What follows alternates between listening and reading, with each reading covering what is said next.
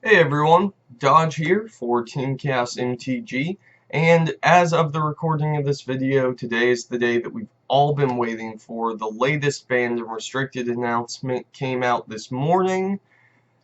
In case you guys don't know what we're going to be talking about or don't have any idea what exactly to expect from this discussion, which I seriously doubt, but you never know, let's just roll back time a day or two and take a look at the top 8 from the modern portion of GP Vegas this past weekend. Well, this isn't too bad. I mean, Eldrazi Tron won the Grand Prix. That's pretty cool. Let's see what else to it. Okay, so all right, couple of those, and hey, Wurza in the top 4. That's more Hogak, more Hogak, more Hogak. Eldrazi Tron. That's that's a real healthy top 8. Yep. And nobody saw that coming. Real quick, as an aside before we move on, this is the full banned and restricted update. I'm not going to go over the vintage changes in this video other than to say that all of these decisions are correct and I love them. Vintage is an amazing format, but that's not where we're headed today. So if you want to read more about these decisions, there's a link to the article down below in the description of this video. Scroll down, click it, do some reading, but don't scroll too fast because there's some like and subscribe buttons in between there that you could also click. They greatly help out the channel, and I would really appreciate the support. You know, just do a click, clickety click click. On to the big news. Wow, Hogak and Faithless Looting are banned. Two have been replaced with Stoneforge Mystic. Should come as a shock to absolutely no one, although maybe it's a bit surprising that Faithless Loathing made it into the bin with everyone's least favorite pile of sentient corpses. Then again, it makes sense that WotC wants to ensure that we don't just end up in another situation where the graveyard strategies keep dominating the format despite losing key pieces, despite every other deck sideboarding a playset of Leylines, and despite every other deck mainboarding graveyard hate that in a healthy format wouldn't be there anyway. As for Stoneforge Mystic, I don't think that her impact is going to be that great. Even with the huge hit to Vengevine and Dredge and Phoenix strategies, Modern just doesn't feel like the place for the kind of fair decks that the card would normally slot right into.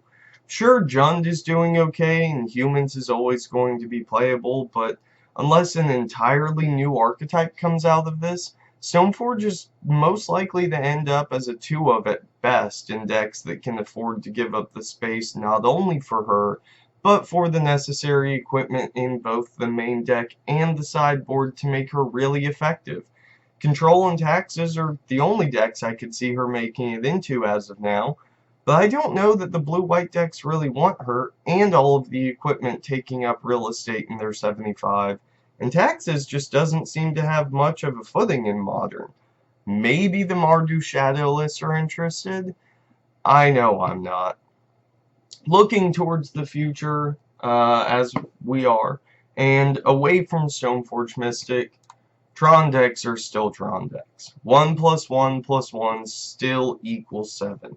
And seeing how super aggressive graveyard decks just got kneecapped means they now have a lot more time on average to resolve a Karn and whatever they grabbed from their sideboard to lock down the game. Eldrazi Tron doesn't get worse with the bannings either.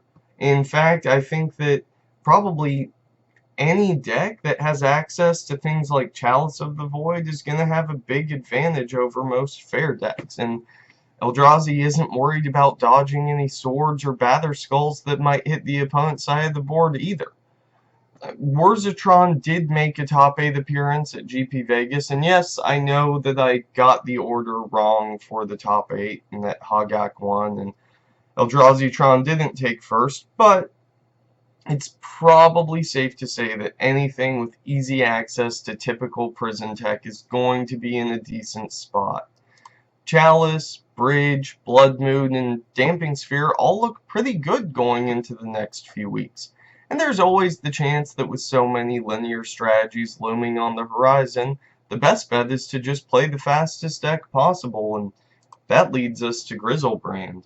The Neobrand deck is insane, and while it isn't the most consistent combo deck, there is a giant, basically free creature-sized hole in Modern, and if that's the case, why don't we just fill it with another giant, basically free creature? Now, I'm sure that decks like Humans, Burn, Jund, and Taxes are all going to keep seeing some levels of play, and they're probably going to be fine, but when something as broken as Hogak gets banned, it isn't going to be a fair deck that replaces it. And with all of these unfair decks being expected to show up like 30 to 50 feral hogs on your prime acreage, maybe the control decks get better too. Maybe they play Stoneforge Mystic, although I really don't expect that that's going to happen at all. The control decks, I could see them preying on all the linear strategies. I could see them climbing the ranks and trying to take over the format, but if that happens, then we're just going to get pushed towards another more mid-rangey type format to prey on the control decks, and the cycle repeats itself all over again. Also, Ferocidon's unbanned in Standard, but it doesn't really matter because it's rotating in a month and a half anyway. Maybe it makes the Scapeshift and Vampires decks worse for 5 or 6 weeks, but whatever impact it does have is sure to be short-lived. Mostly because of whatever this is. And those are my thoughts on what to expect as far as the aftermath of this announcement is concerned. I'm sure that Eldraine is going to shake things up somehow. I mean, just look at that guy and tell me that it isn't.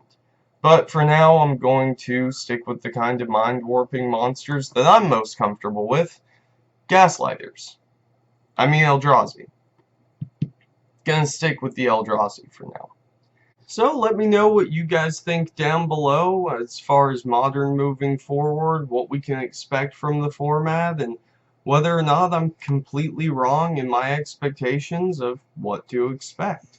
As always, I've been Dodge, you've been watching, and that means a whole lot. What also means a lot, according to YouTube, is clicks. So if you liked the video, hit the like, hit the subscribe button.